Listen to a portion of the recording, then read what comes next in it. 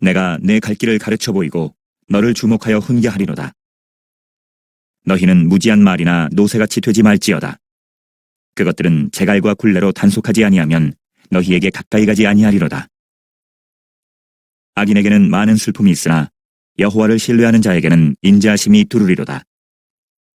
너희 의인들아, 여호와를 기뻐하며 즐거워할지어다. 마음이 정직한 너희들아, 다 즐거이 외칠지어다. 자, 오늘은 우리 산정목교회가 이 땅에 설립된 지 6주년 되는 날이에요. 첫 설교 본문하고 내용 혹시 기억나십니까? 저는 당연히 원고도 갖고 있고요. 그리고 첫 주보도 교회에 잘 보존되어 있어서 잘 알고 있습니다. 요한복음 20장 가지고 했어요. 그리고 요한복음 20장에서 그 가운데 도마에게 예수님께서 자신의 손과 발과 허리에 있는 못자국, 창자국 보여주시는 내용 가지고 했습니다. 우리는요, 이 내용에 대해서 내가 예수님의 상처를 직접 손으로 만지지 아니하고 옆구리에 손을 넣어보지 않고서는 내가 도저히 예수님 부활하신 건 못 믿겠다라고 하는 도마에게 예수님께서 확신을 주시고자 다시 나타나 주셔서 자신의 상처를 보여주신 내용이라고 우리는 생각합니다. 근데 중요한 것은요, 예수님께서 왜 상처를 안 지우셨냐는 거죠. 치욕의 상처잖아요. 세상을 창조하신 하나님께서 피조물들에게 고난을 당하시고 죽임까지 당하신 그런 치욕의 상처를 왜 안 지우고 나타나셨냐라는 것, 그것을 놓고 우리가 묵상했었죠.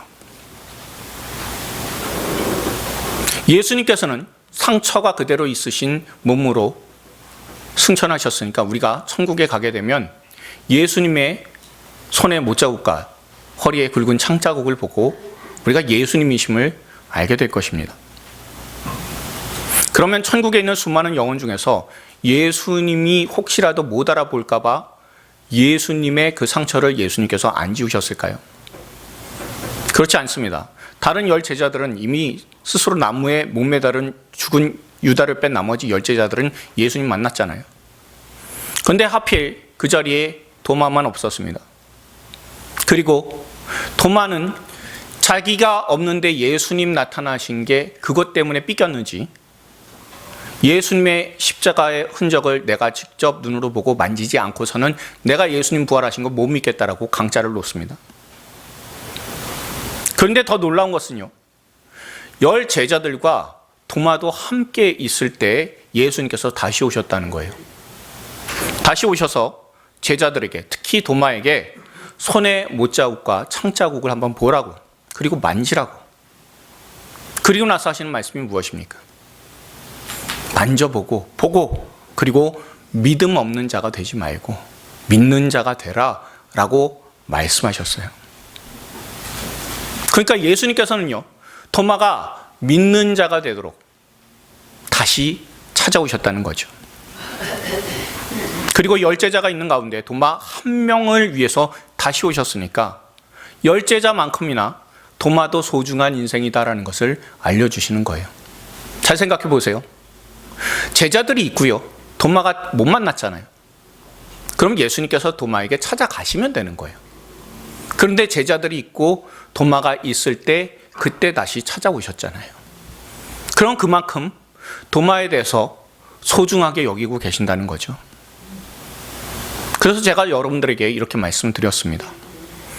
제가 우리 예수님을 정말 좋아하는 이유는, 그리고 나의 주인으로 삼고 살아가는 이유는 세상의 모든 사람들이 다 구원을 받고 그 가운데 이상환이라는 사람 한 사람이 구원을 받지 못했다면 그런 나 같은 죄인을 위해서도 예수님께서 직접 십자가를 지시러 이 땅에 오실 것임을 내가 너무나 잘 알기에, 내가 그 예수님의 십자가 사랑을 너무나 잘 믿기에, 그래서 우리 예수님을 너무나 좋아한다고, 사랑한다라고, 그 예수님이 나 한 사람 위해서라도 보혈을 얼마든지 흘려주실 수 있는 분이심을 내가 믿기에 정말 예수님을 사랑한다라고 제가 여러분들께 말씀을 드렸었습니다.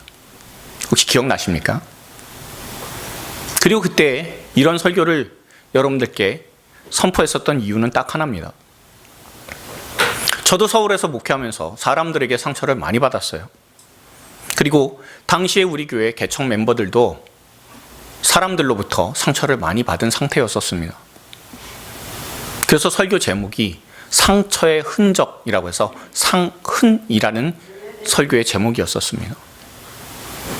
지나간 상처에 집중하지 말고 믿음으로 주신 사명을 다하면서 나 한 사람 위해서라도 얼마든지 찾아오실 수 있는 그 사랑의 우리 주님을 의지하면서 앞으로 나아가자라는 그런 취지로 제가 첫 설교를 했었던 것이 기억이 납니다. 예수님께서 십자가에 달리셨을 때 그때 난 손에 못자국과 허리에 난 굵은 창자국, 그것을 조금씩 바라보면서 한 걸음 한 걸음 나가게 되면 이 모든 상처들을 하나님께서는 극복해 주실 것이다 라고 믿었기에 그때 그렇게 말씀을 전했습니다. 그런데 지금 와서 설교의 내용을 다시 살펴보고요, 오늘 설교 본문을 이 시편을 비교해서 묵상해 보니까 한 가지 중요한 메시지가 있는 거예요. 우리가 여기까지 오면서 6년이라는 시간이 흘렀습니다. 그런데 우리 안에, 저와 여러분 안에 예수님의 사랑은 얼마나 성장했을까라는 거예요. 주님의 십자가 사랑은 변함이 없고 다함이 없는 사랑이잖아요. 그런데 그 십자가의 사랑으로 인해서 과거의 상처들이 과연 많이 아물고 많이 덮였느냐라는 것, 그것이 참 중요하다는 생각이 들었습니다.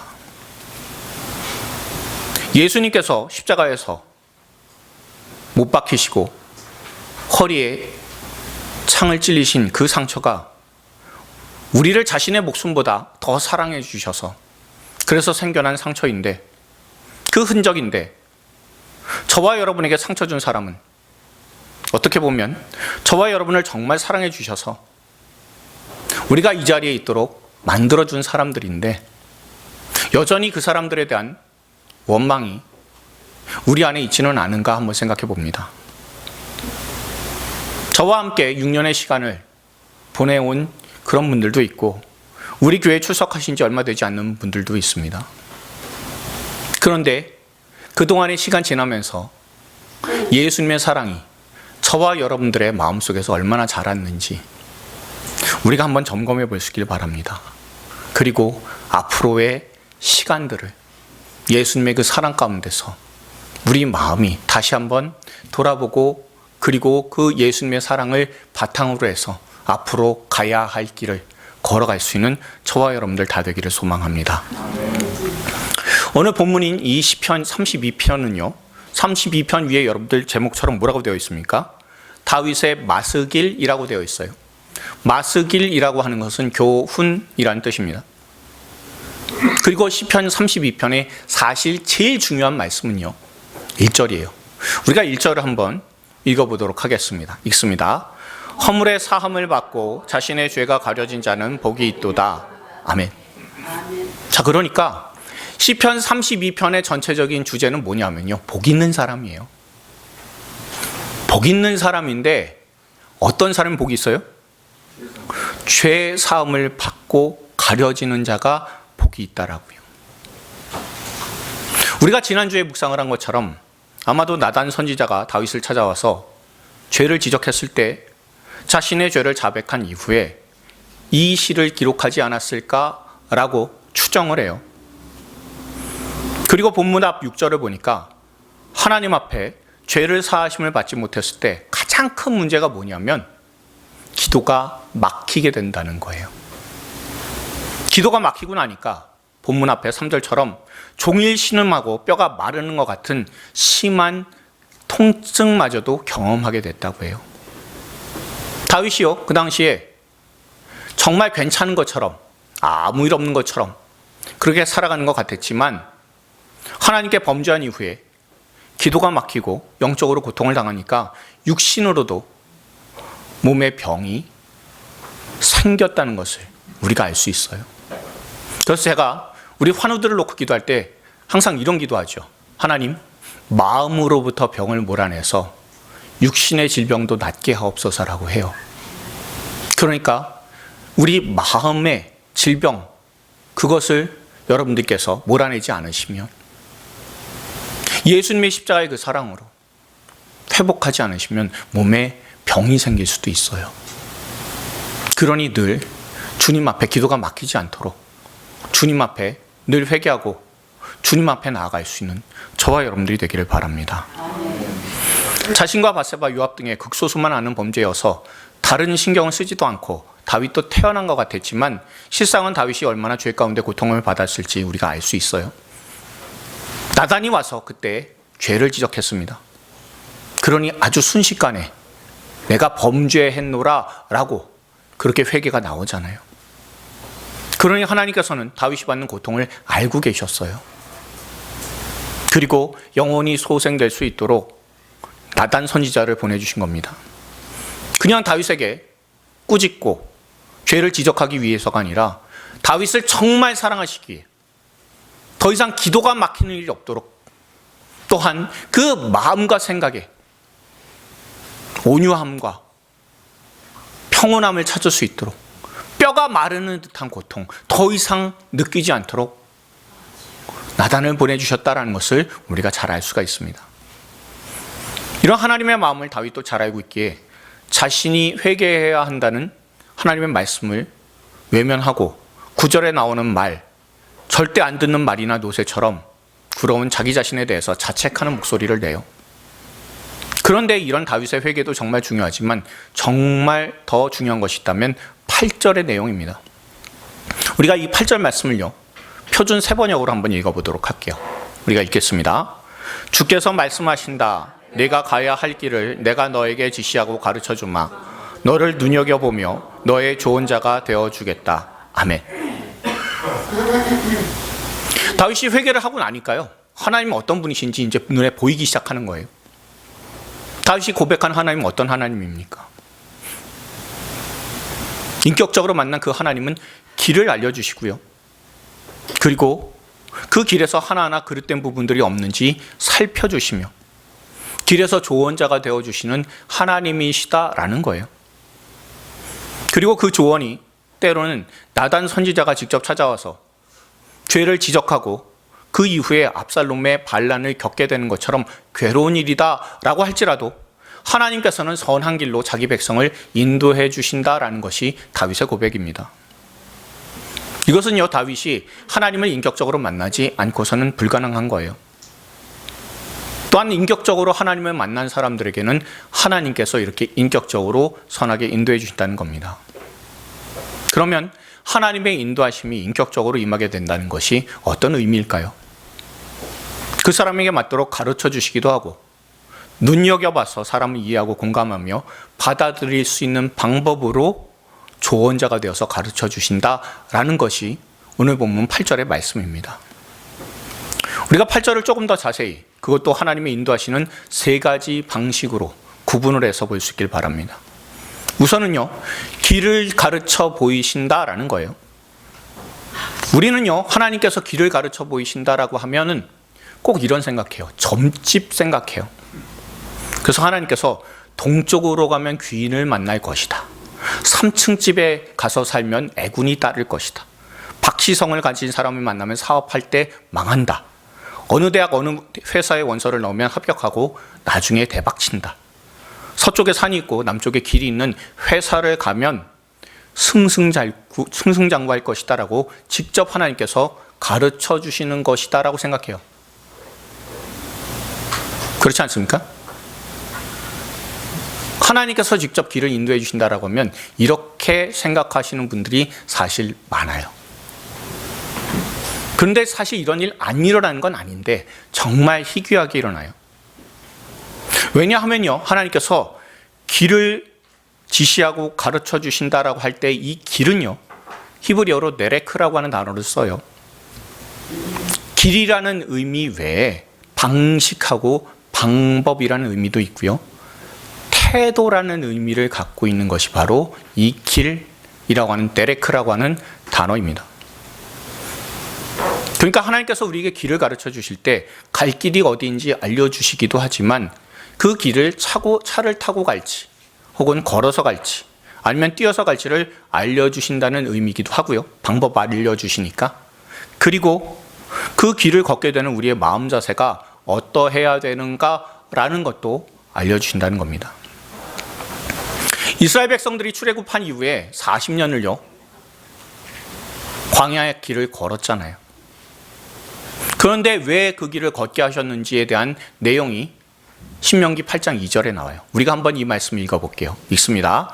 내 하나님 여호와께서 이 40년 동안에 내게 광야길을 걷게 하신 것을 기억하라. 이는 너를 낮추시며 너를 시험하사 내 마음이 어떠한지 그 명령을 지키는지 지키지 않는지 알려 하심이라. 아멘. 하나님께서 광야길 40년 동안 왜 걷게 하셨습니까? 마음과 생각을 교만하지 않고 낮추시며 하나님의 말씀에 따라 사는 인생 살도록 그런 사람 만드시도록 주님께서는 원하신다는 겁니다. 그런데 왜 그렇게 하십니까? 그 이유가 바로 이 말씀 신명기 8장 2절의 말씀보다 한 절 앞에 있어요. 우리가 한번 또 읽어보시길 바랍니다. 내가 오늘 명하는 모든 명령을 너희는 지켜 행하라. 그리하면 너희가 살고 번성하고 여호와께서 너희의 조상들에게 맹세하신 땅에 들어가서 그것을 차지하리라. 아멘. 왜 낮추셨습니까? 왜 걷게 하셨습니까? 마침내 그 땅에 들어가게 하시려고요. 그 땅에 들어가서 하나님의 백성으로서의 삶을 누리도록 하시기 위함입니다. 그렇게 하기 위해서는요, 하나님의 말씀에 따라서 가자 하면 가고 여기 서자라고 하면 서는 그런 훈련부터 시작해서 하나님의 때와 하나님의 방식에 익숙해져서 마침내는 축복을 받게 하려는 하나님의 뜻이 있기에 하나님께서는 40년 동안 광야길을 걷게 해주셨다는 겁니다. 그래서 하나님께서는 우리가 목적지에 이를 때까지 우리의 마음과 태도부터 그 목적지에 맞도록 다듬어 나가신다는 것을 우리가 알 수가 있어요. 나이 50 되면요, 세상에서 뭐라고 얘기합니까? 지천명 그러잖아요. 그렇죠? 지천명의 뜻이 무엇입니까? 하늘이 우리에게 주신 사명을 깨닫는다, 알게 된다, 그거잖아요. 그럼 저는요, 이 지천명이라고 하는 단어를 믿음에 적용하는 게 옳다라고 생각합니다. 나이가 50이 넘어서는요, 자기 생각대로 살면 늘 낭패 보는 경우가 훨씬 더 많아지는 것 같아요. 자기 생각대로, 자기 고집대로 살면 주변 사람들이 떠나고 젊은 사람들로부터는 꼰대 소리 듣기가 쉽습니다. 그러다 보니 다른 사람들과 더 많이 부딪히기 시작하는 나이가 50부터일 수도 있어요. 50이라고 하면요, 뭔가 젊지도 않고요. 그리고 나이가 많이 들었다고 그렇게 하기에는 좀 묘한 나이잖아요. 근데 저는요, 50이라는 나이가 들고 나면서 생각대로 사는 인생이 아니라 말씀대로 살아야 하는 인생이다라고 생각을 합니다. 말씀 벗어나면요, 늘 자기중심적이 돼요. 자기 고집만 내세워요.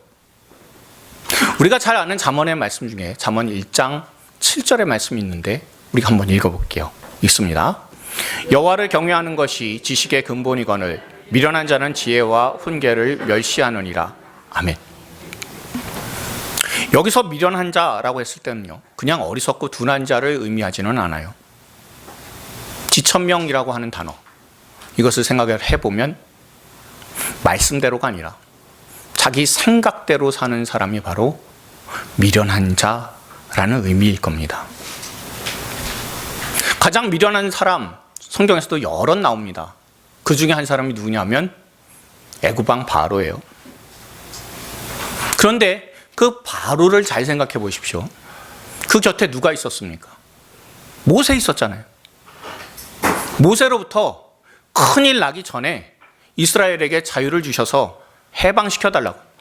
우리는 애굽의 우상을 섬기지 않고 오직 여호와 하나님만을 섬기겠노라고. 아무리 말을 해도 안 들어요.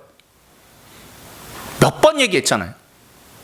그런데도 안 듣고 자기 생각만 고집하다가 결국 애굽에 10가지 재앙이 내려지게 되잖아요. 그것도 모자라서 이스라엘을 추격하다가 자기의 군대를 홍해에서 몰살시키잖아요. 하나님 말씀이 안 들린 게 아니에요. 들었어요. 다 들었는데, 그런데도 말씀대로가 아니라 자기 고집대로, 자기 생각대로 하다가 결국엔 미련한 자처럼 나라 망하게 만들잖아요. 하나님께서 길을 가르쳐 보이신다고 한 것은요, 우리가 살아가는 인생의 태도가 자기 중심적으로 사는 것이 아니라 말씀 중심으로 살도록 하시려는 하나님의 뜻입니다. 그래서 우리가 살아가는 인생에서 말씀이 나침반이 되어서 잘못된 길을 갈 때 마음속에 새겨진 그 말씀이 그거 아니라고, 돌아서라고, 비켜가라고, 피하라고, 그렇게 말씀이 기준이 되어서 우리의 삶을 분명히 가르쳐서 우리가 안전한 길, 온전한 길 갈 수 있도록 하나님께서 역사해 주신다는 겁니다.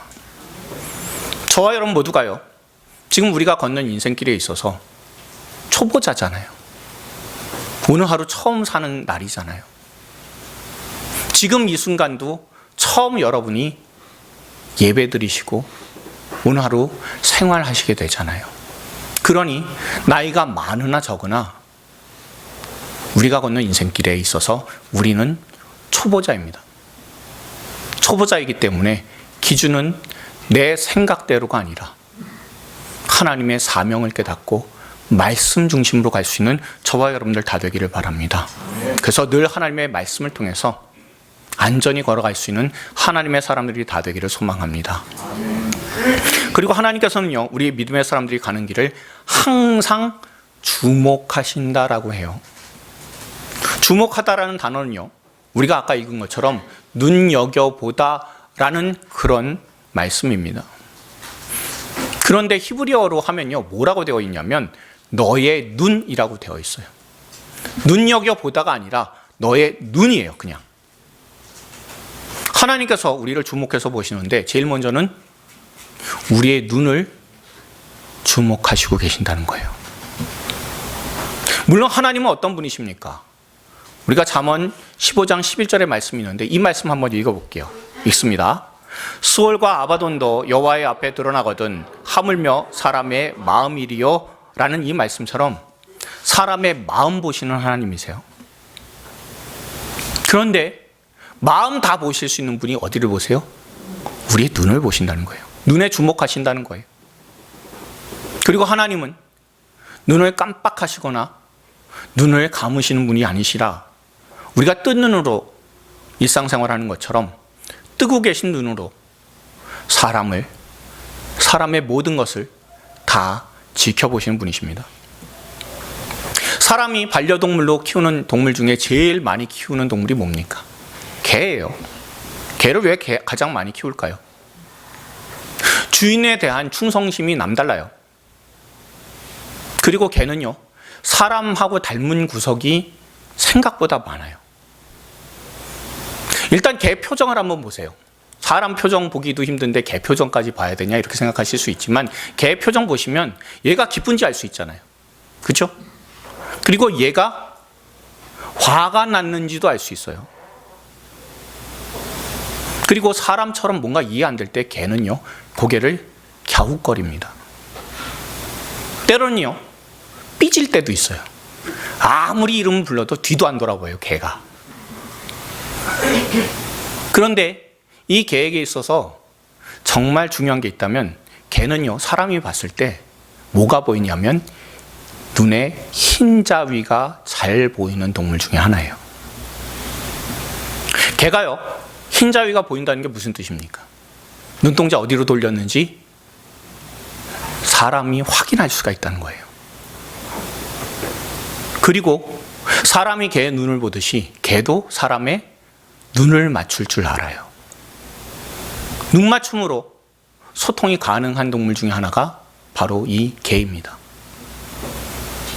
그러니 사람이 사냥을 할 때 개가 사람 눈 쫓아가잖아요.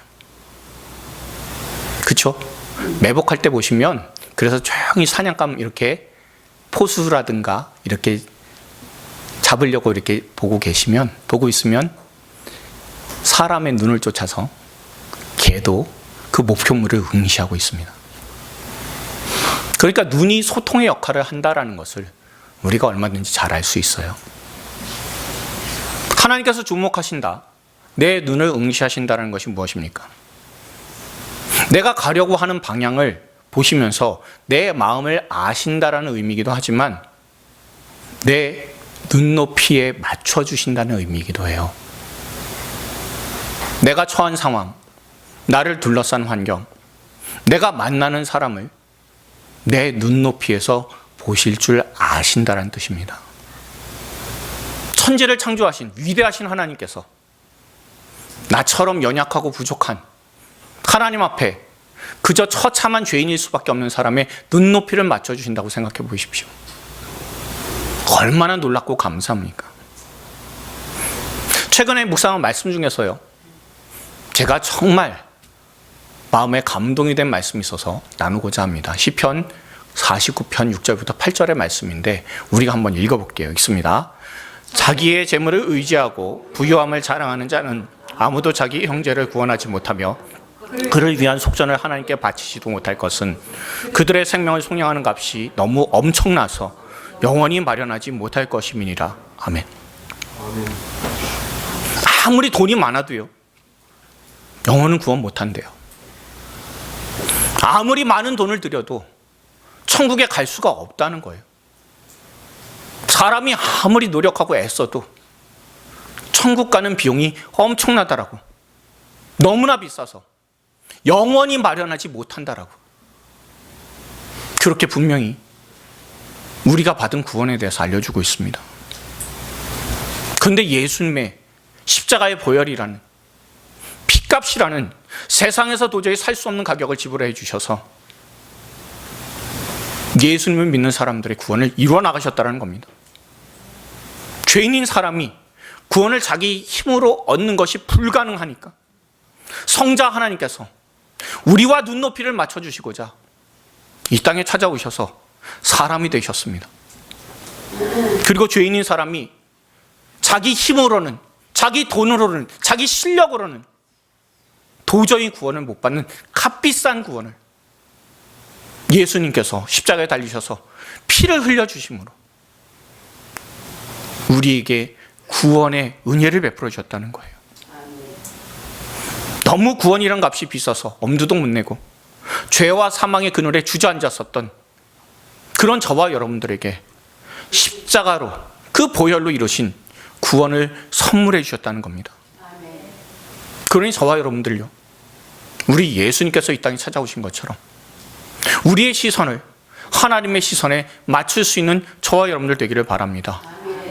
죄악적으로 자꾸 눈 돌리지 말고 우리 욕심이 자꾸 향하게 하는 그쪽으로 우리가 고개를 돌리지 말며 우리의 시야를 하나님께서 바라보고 계시는 곳으로 향할 수 있는 저와 여러분들 되기를 바랍니다.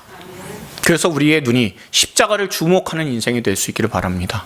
주님의 시선이 향하는 곳으로 눈을 돌릴 수 있기를 바랍니다. 말씀을 통해서도, 선교지 소식을 통해서도 하나님께서 어느 시선에 어디에 맞추고 계시는지 우리가 알고 있잖아요. 그러니 그 시선에 눈 맞춰서 우리의 눈을 맞춰주시는, 우리의 눈을 주목해 보시는 그 예수님과 항상 동행할 수 있는 저와 여러분들이 다 되기를 소망합니다. 또한 하나님께서는요, 우리가 처음으로 걷는 인생길에서 조언자가 되주신다라고 해요. 여기서 조언자는 예수님께서 어떤 분이신지 직접 말씀하셨어요. 우리가 요한복음 16장 13절의 말씀을 한번 읽어보도록 할게요. 읽겠습니다. 그러나 진리의 성령이 오시면 그가 너희를 모든 진리 가운데로 인도하시리니 그가 스스로 말하지 않고 오직 들은 것을 말하며 장래 일을 너희에게 알리시리라. 아멘. 진리의 성령을 보내주신다는 거예요. 그래서 늘 우리의 마음 가운데 하나님의 말씀이 떠오르도록 하시고, 그리고 시선을 하나님께로 고정시켜 주신다는 거예요. 그리고 하나님께서 알려주시는 길로 우리를 진리 가운데로 인도해 주신다라고 해요. 그분이 바로 성령 하나님이십니다. 그 성령께서 장래일을 알려주신다고, 우리의 앞길을 알려주신다고, 그러니 오늘 말씀대로 믿음의 사람이 가야 할 길을 알리시는 분이 바로 우리 하나님이시라고 분명히 말씀하시는 겁니다. 최근에 우리의 교회에서 올린 꿈나무 꿈 프로젝트의 예산 청원 심사가 다 통과됐어요. 하나도 감액이 되거나 하나도 보완 서류가 없이 깔끔하게 통과가 됐습니다. 하나님께서 선하게 인도해 주신 것도 참 감사하고요. 그리고 이를 놓고 기도해 주신 우리 모든 성도님들께 더욱 깊이 감사드립니다. 그런데 우리가 올린 재정 청원 지원 가운데서 장학금에 대한 내용이 조금 변경이 생겼어요.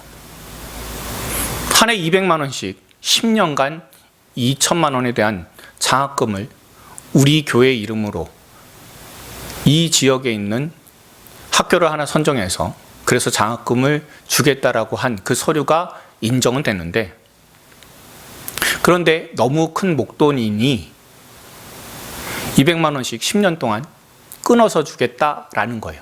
나머지는 다 그냥 준다고 했는데, 처음에 이 얘기 들었을 때 기분이 되게 언짢아졌어요. 나든 우리 산정목교회든 못 믿겠다는 건가 싶었어요. 근데 성령께서요, 그 언짢았었던 마음에 이런 마음을 품게 해주시더라고요. 그래도 밖에서 볼 때 우리 산정목교회가 앞으로 10년은 갈 수 있는 교회라고 인정을 해주는 거구나. 만약 우리 교회가 문 닫는 상황이 돼도 그래도 10년 동안의 장학금은 우리가 선정한 학교에 계속해서 기탁해 주시겠구나. 그리고 이 꿈나무 꿈 프로젝트를 최소 10년은 저 교회에서 지속하겠구나. 그래서 우리나라에 있는 모든 작은 교회들이 새 힘을 얻고 소망 가운데 믿음의 길을 가겠구나 라는 그 생각이 드는 거예요. 그 생각 드니까요, 마음이 평안해지더라고요. 우리 교회에 대해서 가능성을 인정해 준 것도 참 감사하고요. 이 일을 통해서 우리 교회 비전뿐만 아니라 우리 교회와 다른 교회가 연결되게 해주신다는 것도 너무나 감사한 거예요. 그래서 제게 전화를 주셔서 이 사실을 통보해 주신 그 목사님께 처음에 그 내용을 들으면서 살짝 안 좋았지만 근데 곧 그 마음이 회복이 되어서 그래서 어이쿠 감사합니다 그랬어요. 열린 마음과 감사한 마음으로, 반가운 마음으로 그 내용에 대해서 응할 수 있게 되더라고요.